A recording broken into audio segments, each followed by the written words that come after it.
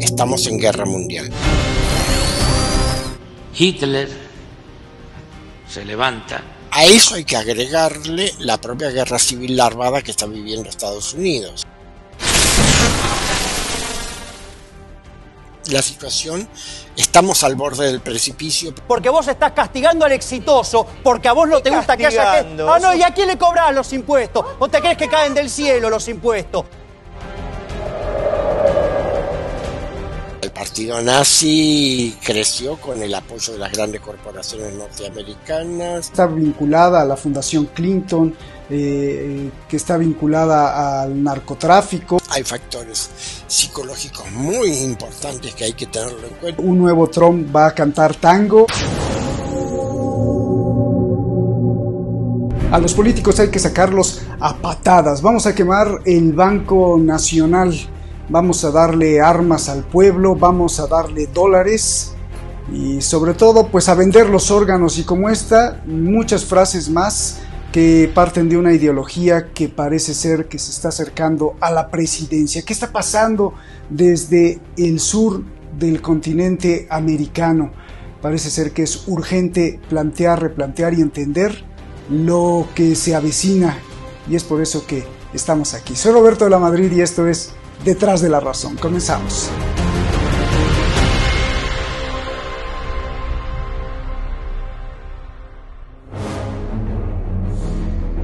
La justicia social es una aberración.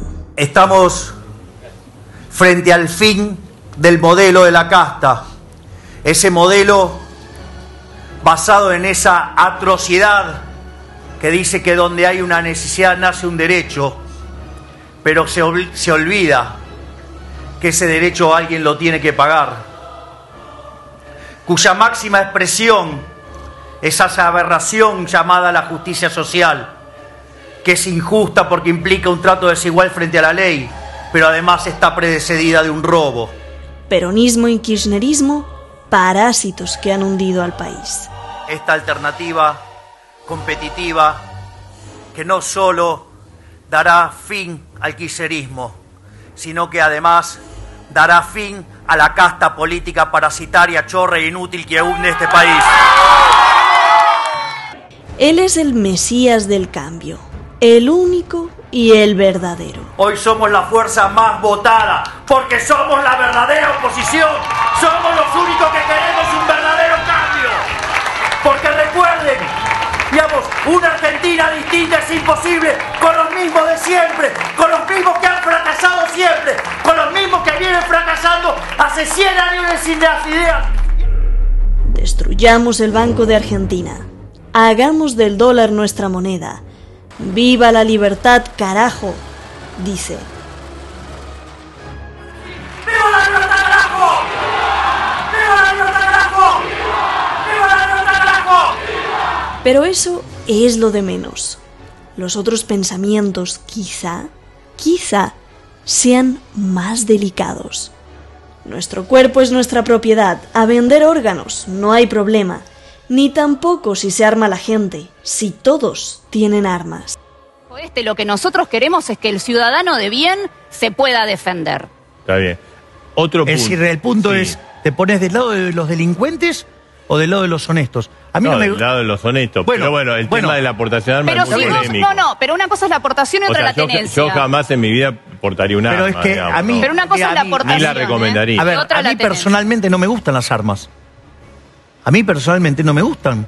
Pero ¿quién soy yo para prohibirle el derecho a otro de tomar una decisión en esa línea? Esos estados que tienen libre portación tienen menos delitos, porque en realidad el delito es como cualquier actividad. Cuando vos le das beneficio, cuando tiene mayores beneficios, crece. Entonces, ¿qué pasa? Cuando vos le bajás el costo al delincuente, bueno, entonces el beneficio esperado sube y por ende la actividad crece. Casi es de manual. Armar a la sociedad va menos inseguridad. ¿Sabes lo que pasa? Que el costo esperado del delincuente no sabe si vos estás calzado o no. Y ante la posibilidad, su costo esperado sube. La delincuencia cae. En esa, la evidencia empírica es muy contundente. ¿Quién es este señor? Es Javier Milei. Los políticos argentinos no lo tomaron en serio. Parecía pintoresco, extravagante, showman. el Trump argentino. Participaba en los mítines de Vox en España, recibía felicitaciones del mismo Donald Trump e insultaba a los políticos. Estamos enfrentando a la casta de cara a cara para sacarlos a patadas en el culo. 7 millones de argentinos parecen estar enamorados de Milei. Le aplauden y votan por él. Javier Milei ganó las elecciones de este domingo, que definen a los candidatos que competirán por la presidencia. Se llaman elecciones primarias, que dejan entrever lo que podría pasar el próximo 22 de octubre, que Milei sea presidente de Argentina. Milei obtuvo el 30% de los votos. En segundo lugar, la derecha o el conservadurismo de Juntos por el Cambio, que hace 4 años gobernaron con Mauricio Macri. Y en tercer lugar, quedó la izquierda y el peronismo, actualmente la presidencia.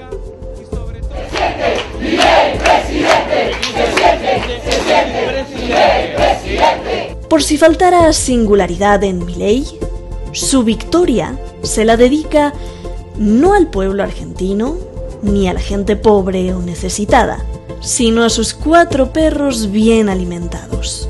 Y se imaginarán a quiénes también. A mis hijitos de 4 patas, a Conan, a Murray, a Milton, a Robert y a Lucas.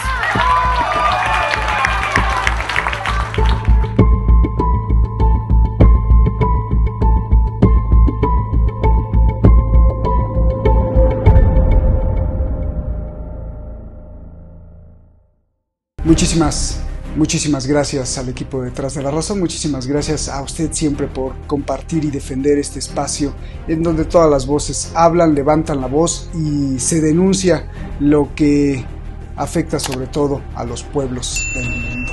Vamos directamente con nuestro analista, un analista que usted pues conoce muy bien y justamente hablando de Argentina, allá en Argentina, Eduardo Bior, siempre agradeciéndote que dirijas a un grupo de intelectuales cada vez mayor, siempre te lo diré y nunca nos cansaremos de agradecértelo. Eduardo, ¿qué significan estas palabras para todos los latinoamericanos que estamos viendo lo que pasó en Argentina? Gente que además le aplaude a este señor y que este señor trae una ideología incendiaria de bronca, de pelea, y que pues no se ve claro para el futuro desde las voces intelectuales como tú. Eduardo, adelante, te escuchamos. Hola Roberto, muchísimas gracias por la invitación. Bueno, no me diste una tareita fácil. Para ubicarnos, tanto para argentinos como para no argentinos, hay que repetir lo que en este programa ya hemos dicho muchas veces. Estamos en guerra mundial. Es decir, estamos en una guerra por la redefinición del orden mundial entre el bloque atlantista y el bloque euroasiático. En esa situación de guerra, que se complica por la transición energética hacia la movilidad eléctrica, Argentina está en el centro. Porque Argentina tiene todos los recursos que son necesarios para la movilidad eléctrica. Tiene litio, tiene agua, tiene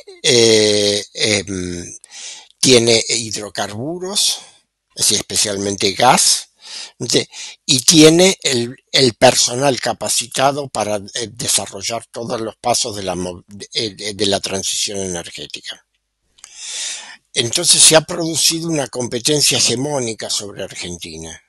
Es decir, por un lado, como sucede en toda América Latina, China se ha convertido en el primer socio comercial y eso ha aumentado inclusive por el apoyo financiero mediante un swap, o sea, es decir, un intercambio de divisas que le permite al Banco Central Argentino pagar obligaciones en yuanes, con lo cual ha metido una pata importante dentro de la economía argentina. obviamente Estados Unidos ha reaccionado muy nervioso y está ejerciendo una presión enorme dentro de la vida política argentina, dentro de la vida económica argentina, para que Argentina no se vaya con China. Recordemos, Argentina había solicitado el ingreso al BRICS, todos se habían expedido a favor, pero en este instante, una semana antes de la cumbre del BRICS en Sudáfrica, esa incorporación tiene un signo de interrogación. No se sabe si el gobierno argentino va a concurrir a Johannesburgo o no.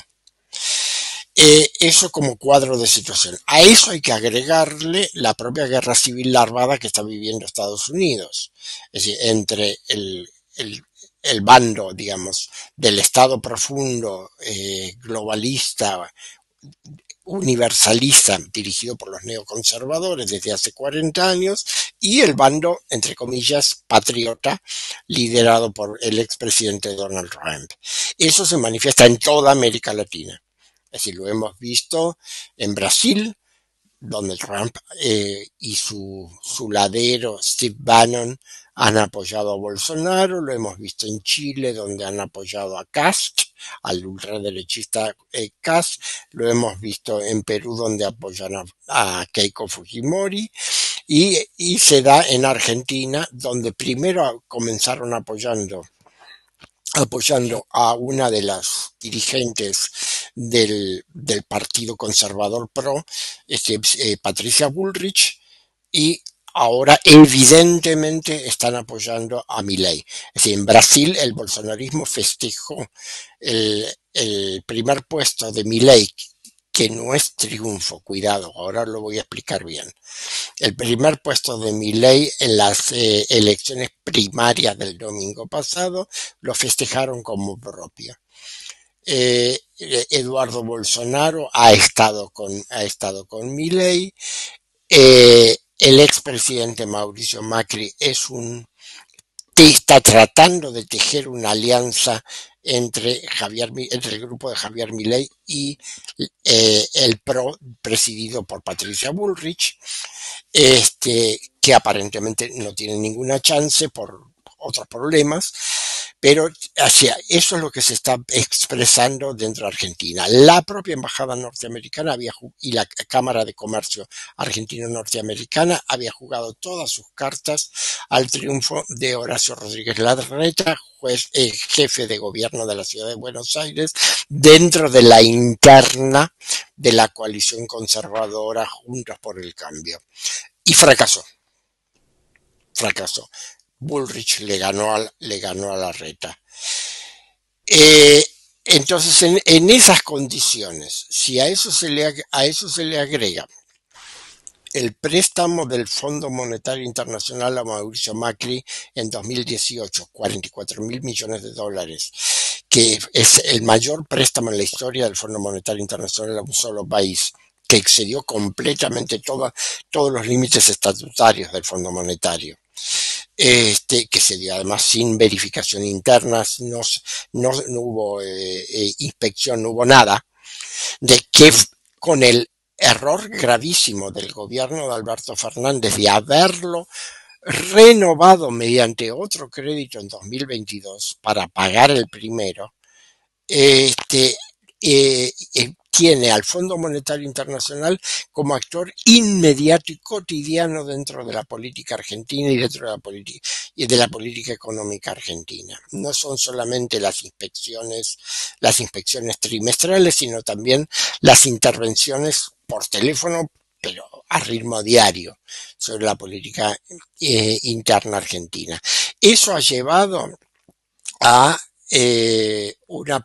es decir, como condición del Fondo Monetario Internacional, es decir, a una devaluación permanente del peso argentino, porque ellos exigen, entre comillas, un valor realista del dólar, y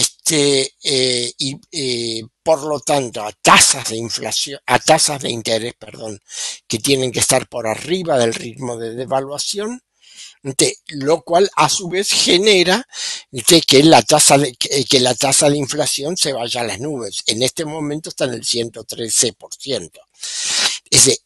Eso hace, al mismo tiempo, obligaron al gobierno argentino a un ajuste de las cuentas públicas enorme.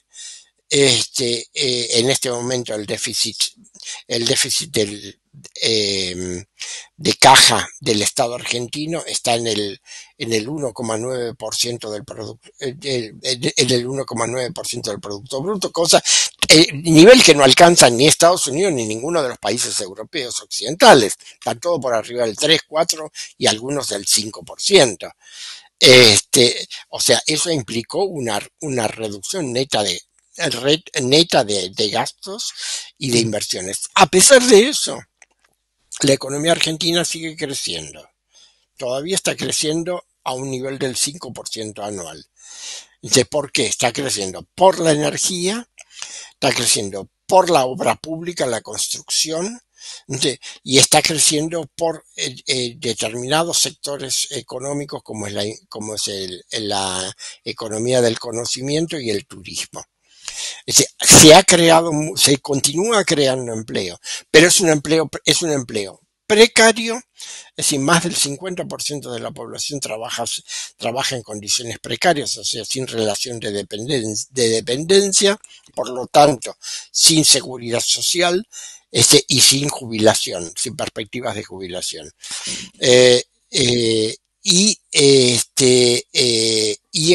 Con ingresos muy bajos. Entonces, todo eso ha creado una situación de inflación, más ingresos bajos, más fenómenos naturales que los ha habido, como ha sido la gigantesca sequía que hemos sufrido este verano austral, la mayor en 20 años, me estoy expresando mal, es decir, la mayor en 60 años, con una pérdida de $20.000 millones en exportaciones. Todo eso ha creado una situación de nerviosismo extremo, y de mucha angustia. Esa angustia y ese nerviosismo extremo están siendo capitalizados mediante todos los procedimientos que conocemos de inteligencia artificial, de granjas de trolls, de acciones violentas. Ha habido atentados, ha habido irrupciones violentas inesperadas, inexplicables, hay sectores del país, como grandes sectores del área metropolitana de Buenos Aires, donde la policía prácticamente no se mueve sospechosamente, con lo cual el azote de la criminalidad es gigantesco, un aumento del narcotráfico. Todo eso junto ha creado el caldo de cultivo para la búsqueda de soluciones mágicas. Eso es lo que vino a ofrecer este pseudo candidato Javier Milei. Bien, creo que el mapa lo has trazado perfectamente y has tomado al toro por donde se debe de tomar, por la explicación geopolítica y por la explicación de cómo está el ambiente para entender el fenómeno Milei. Antes de seguir, Eduardo, yo creo que hay una gran preocupación, nerviosismo, sobre todo una gran preocupación en toda América Latina, de ver lo que sucedió este domingo, porque pues no solo son las propuestas o las ideas descabelladas o fuera de lugar o insultantes, más adelante hablaremos de ello, sino que también hay gente que le aplaude, y eso también yo creo que genera preocupación entre otros líderes políticos y mandatarios de América Latina. Yo quisiera, seguramente ya lo escuchaste, pero que escucharas esta declaración que hace el presidente mexicano López Obrador sobre el triunfo, bueno, no el triunfo, sobre lo que pasó el domingo, en donde Milei se pone a la cabeza de las preferencias. Si la puedes escuchar, escuchémosla por favor y después me das tu opinión y luego sigamos con el análisis, por favor, escuchemos. Aquí es importante recordar de que, entre otras cosas, Hitler se levanta, se consolida como dirigente después de una inflación que se padeció antes de que él llegara al poder. O sea, a él le ayuda la inflación, ¿no? Siendo conservador autoritario, las inflaciones y las crisis económicas le ayudan siempre a la derecha, al conservadurismo, que es un poco, ¿no?, lo que está pasando en Argentina. No estoy comparando a Milei con Hitler, para que se aclare.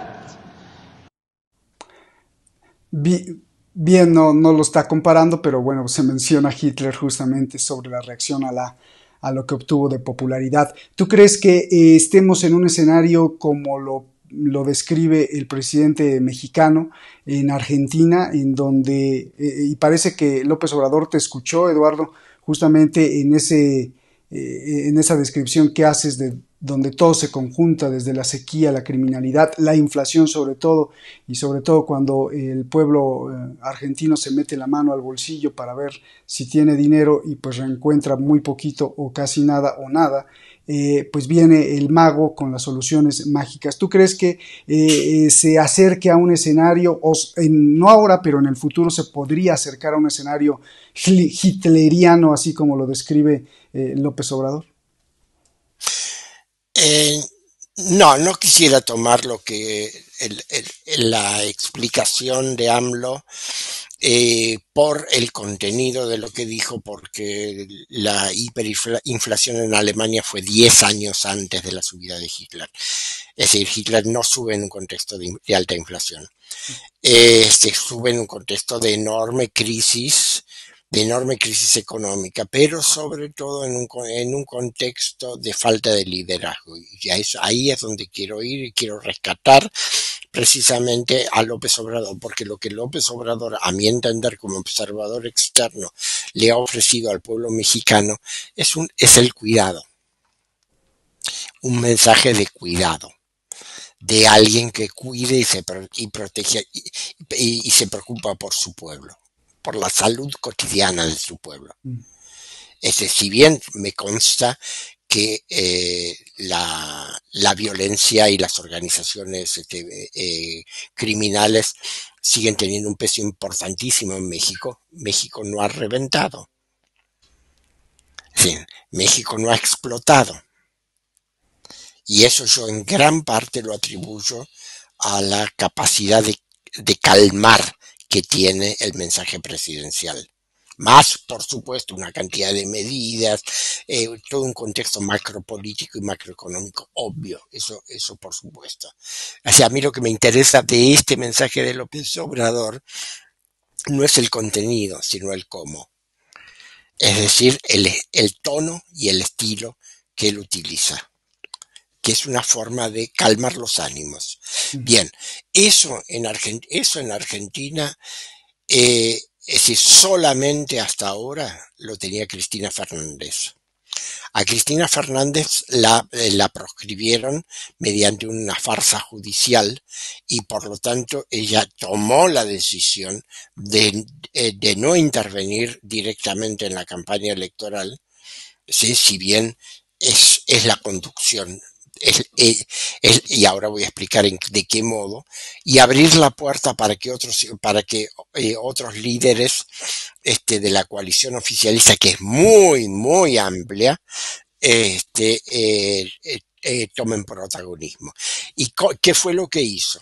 Por un lado, en el último minuto antes de la presentación de las listas, armó una candidatura que se llamó de unidad, que con el ministro de Economía, Sergio Massa, que es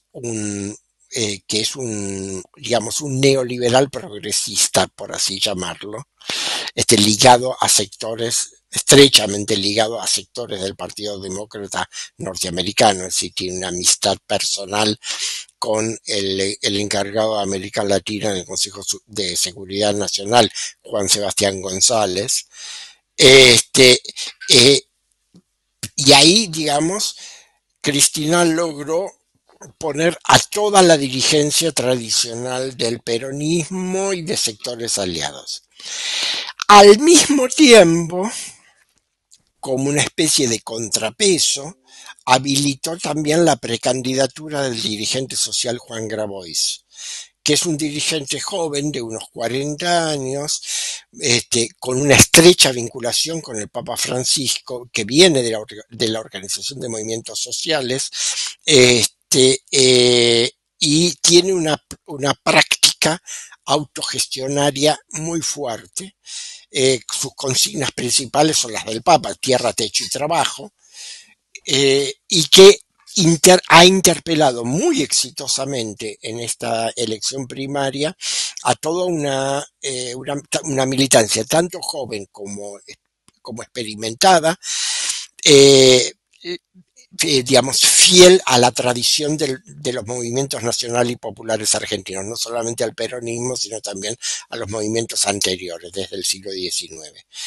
Eso le ha dado un ímpetu enorme. O sea, está bien, ha sacado solamente el 5,5% de los votos, pero se ha presentado a la elección sin ningún tipo de aparato, que ese no es el caso de Milei, y toda la militancia ha sido a pie, y realmente ha tenido mucha simpatía. Y eso fue una maniobra de Cristina Fernández para empujar el carro desde atrás. Es decir, para que el carro no se empantane, para sacarlo. Y es una posibilidad importante de renovación de la coalición gobernante. Yo no veo un peligro nazi en el sentido tradicional del término. Yo lo que veo es un peligro bolsonarista, o sea, un fascismo colonial degradado. Sí, porque recordemos el partido nazi creció con el apoyo de las grandes corporaciones norteamericanas, tenía el apoyo de las grandes corporaciones industriales alemanas, fue capaz de organizar y movilizar a casi todos los segmentos de la sociedad alemana. Eso acá no interesa. Acá lo que interesa es exactamente lo contrario, es crear fuerzas de choque que disgreguen, fragmenten, destruyan, rompan todo el tejido social de la sociedad argentina. Tanto es así que lo que en Argentina se llama el círculo rojo, es decir, el grupo de los más altos empresarios argentinos, que financieros especuladores, industriales, pero financistas especuladores, que en 2015 apoyó a Macri, en esta elección primaria apoyaban al jefe de gobierno de Buenos Aires, a Rodríguez Larreta, porque tienen miedo del desorden que pueda generar una alternativa más a la derecha. Entonces no se da esa ecuación que se dio en la Alemania nazi, y ni siquiera se da la ecuación que se dio en Brasil cuando subió Jair Bolsonaro. Hay que ver estos señores cómo actúan ahora, para cuando empiezan la elección realmente. Y eso es lo que yo quería explicar al principio cuando dije no se puede hablar de triunfo. El triunfo de Milei es simbólico. Es decir, primero, esta fue una elección primaria para la elección de candidatos de las formaciones políticas que se presentan a la primera vuelta electoral en octubre. Milei al haber creado una formación política propia, que se llama La Libertad Avanza, no necesitó ir a elecciones internas. Segundo, en la elección del domingo se abstuvo el 10% en relación al promedio de lo que ha ido concurriendo a las elecciones primarias en ocasiones anteriores. Es decir, en 2019 anduvo un poco más arriba del 70, alrededor del 79% del electorado que concurrió a las urnas, a pesar de que en Argentina el voto es obligatorio, pero por desgracia se viene produciendo un fuerte abstencionismo. Y aquí concurrió a las urnas solamente el 60%. O sea, faltó un 10% respecto al promedio anterior. Y un 10% son 2 millones de votos en Argentina. Por lo tanto, Milei en realidad no sacó el 30%, sino sacó el 20% del electorado habilitado. ¿A qué se debe ese resultado? Ese resultado se debe, primero, todos los encuestadores están de acuerdo en que los abstencionistas son votantes pobres del peronismo que están defraudados por la falta de resultados económicos y sociales, pero no quieren votar en contra. Entonces se quedan en su casa. Eso ya sucedió en 2021, en la elección de medio término, y ha sucedido este domingo. Segundo, como las elecciones en muchas provincias se desdoblaron, es decir, por oportunismo táctico, muchos gobernadores de provincia adelantaron sus elecciones provinciales, no se movieron para esta campaña. Y eso permitió que Milei fuera el que tenía el primer puesto en 16 de los 24 distritos argentinos, 23 provincias y la ciudad de Buenos Aires. Tercero, también en el área metropolitana de Buenos Aires, en el Gran Buenos Aires, muchos alcaldes e intendentes, se llaman en Argentina, municipales, como tenían miedo de que Patricia Bullrich ganara la elección interna dentro de la coalición Juntos por el Cambio, favorecieron el voto para Milei. Es decir, intervinieron dentro de la votación interna entre derecha y ultraderecha, para favorecer a la ultraderecha y perjudicar a la derecha. Tuvieron éxito en eso, pero lo que pasa es que fue aprendiz hechicero, es decir, el voto ese fue muy alto. Entonces ahora se han comprometido a intervenir en las elecciones y recuperar ese voto. Es decir, ha habido muchos factores. Hay factores económicos sociales, hay factores psicológicos muy importantes que hay que tenerlo en cuenta. Yo repito e insisto en la situación de angustia que se vive todos los días en Argentina, es decir, por los bajos ingresos y por la alta inflación. Ha estado el apoyo internacional a Milei y la impericia, la falta de, en términos futbolísticos hablaríamos de la falta de cintura, el 80 o 90% de la dirigencia política. Es decir, está muy anquilosada, muy acostumbrada al funcionamiento caudillesco, al funcionamiento discrecional con el Estado e incluso muchos dirigentes de origen popular han perdido contacto con sus bases. Entonces, todo eso ha hecho eclosión ahora. el resultado de la votación del domingo pasado es un grito de angustia. Es toda una sociedad, incluso los que votaron a Milei, que reclama ser oída. Bien. Y ahí veremos qué pasa. Déjame acotarte. A ver, Eduardo, porque esto para la gente que estudia a profundidad el humanismo, la sociología, la antropología, la gente preocupada por el desarrollo, digamos, espiritual, el desarrollo personal, individual, la protección del pueblo. Mi primera propiedad es mi cuerpo. ¿Por qué no voy a poder disponer de mi cuerpo? Dice Milei. Y entonces, bueno, pues vamos a vender nuestros órganos, ¿no?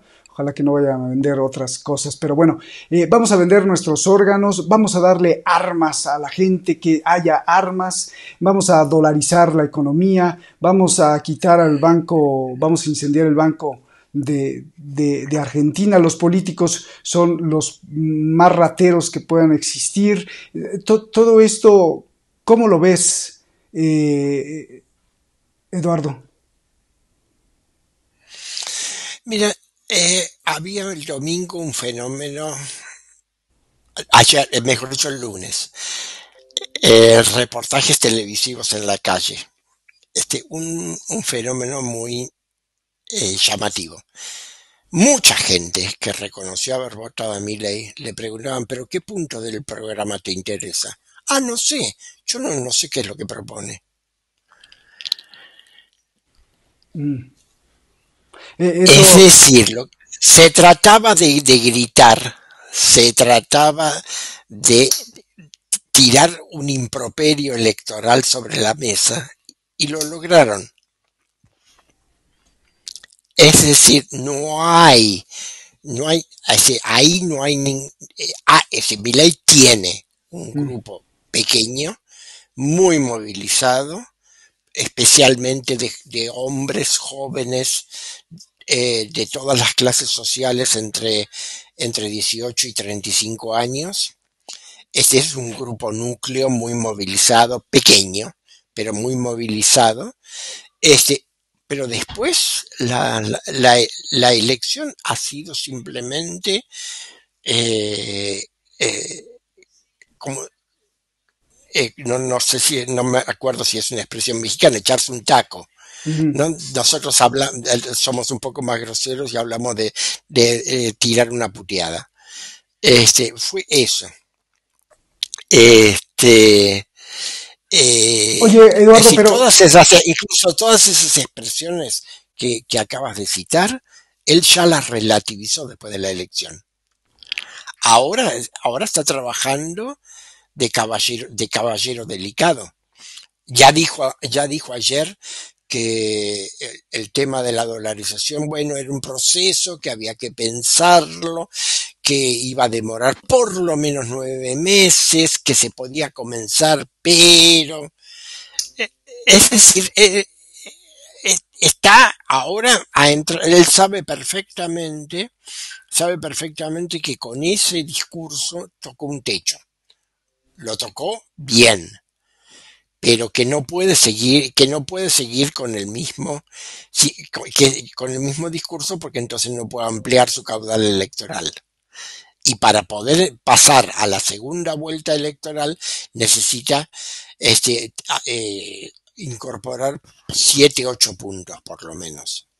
Te iba a preguntar, ¿qué posibilidad hay de que ese grito que vimos, que describes tú, que pasó el domingo, ese grito de la sociedad, pues en estos meses de aquí a octubre no creo que se vaya a mejorar la situación económica de muchos individualmente, muchos argentinos? ¿Qué posibilidades hay de que ese grito pues se traduzca ya en una victoria firme presidencial?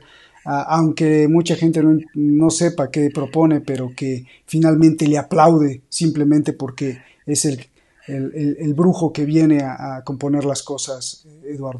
Mira, si el gobierno argentino no toma un par de medidas económico-sociales urgentes, es decir, como es, por ejemplo, dar un aumento de salarios por suma fija, es decir, no por porcentaje, es decir, para el nivel salarial más bajo, y dar un bono para todos los sectores de la economía informal, es decir, incluida la economía popular.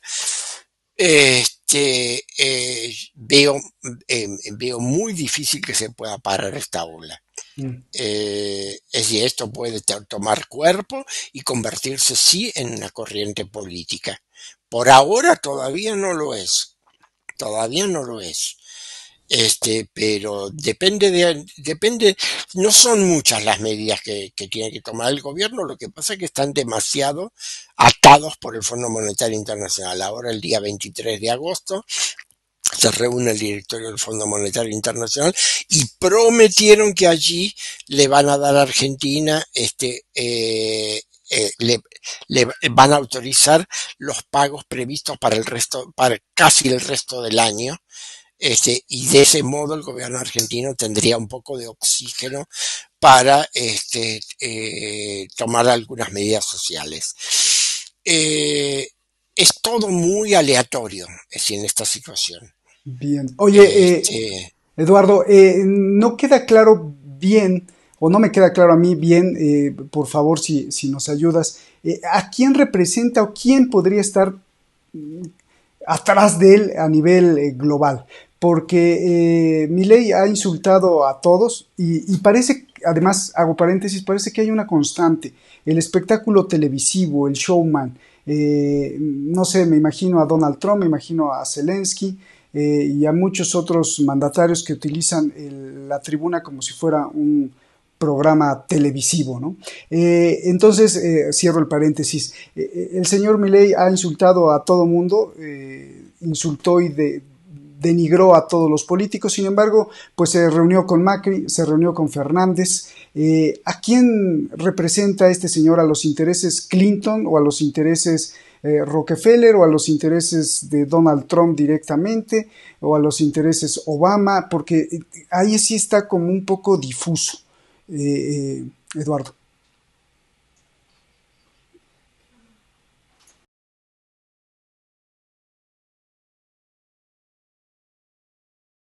Sí mantiene contactos con Mauricio Macri.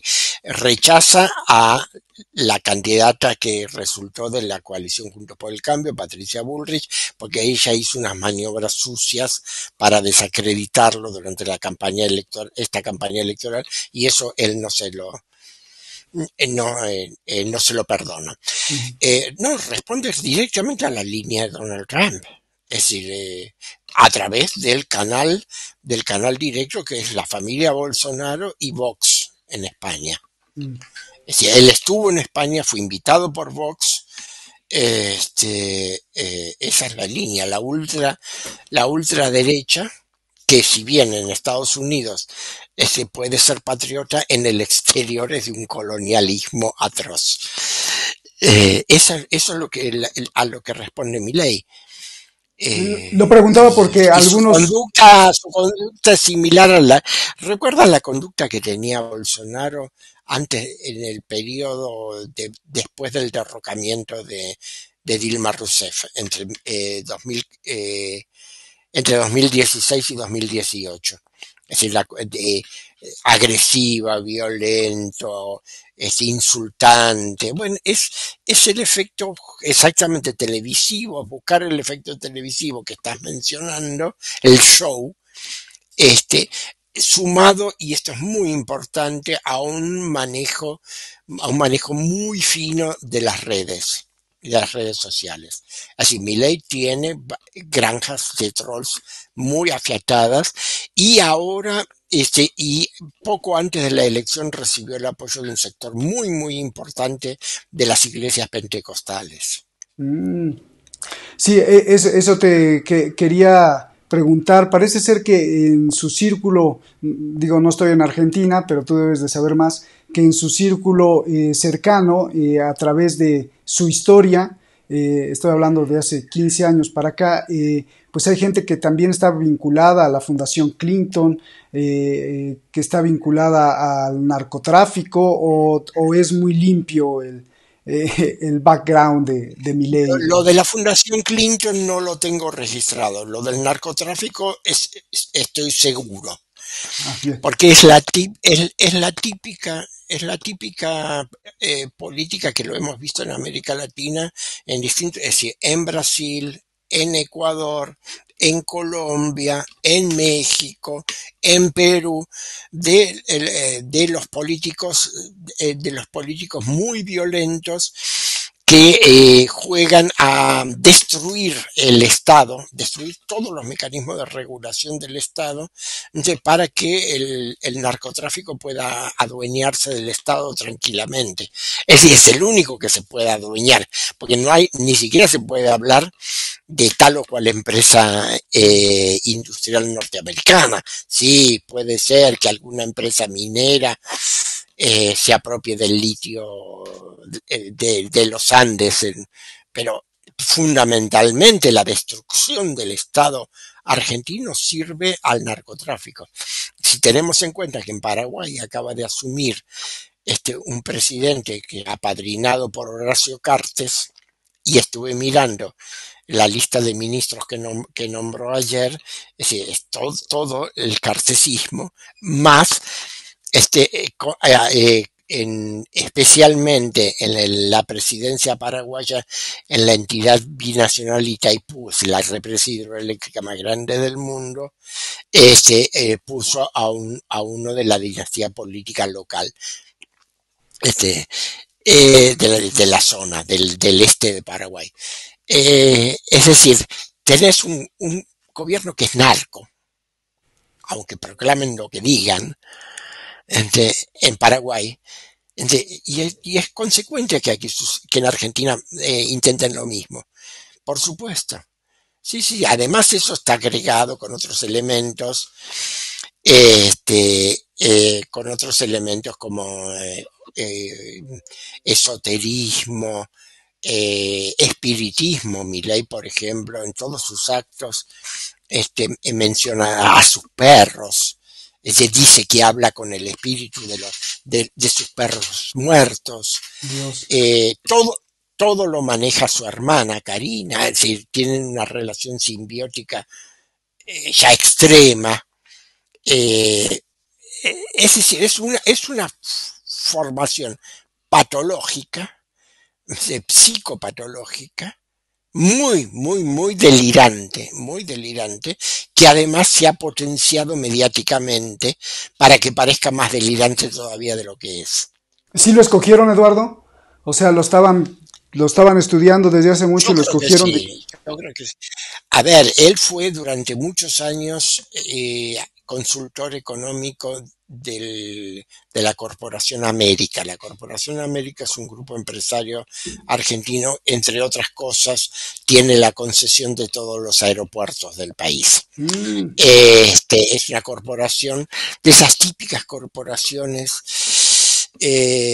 empresarias que se hicieron grandes en los años 90, aprovechando el desguace de nuestros estados. Es decir, ustedes tienen y tuvieron, por ejemplo, los negocios de la familia Salinas, o las posteriores, ¿no? La época de Calderón y todo eso. Ese tipo de grupos económicos que en realidad son más grupos especulativos, financieros especulativos. Bueno, él estuvo apadrinado por ese grupo durante muchos años. Es decir, no surge a la política por casualidad. Es decir, surge a partir de un apoyo en determinados círculos empresarios que no son precisamente los productivos.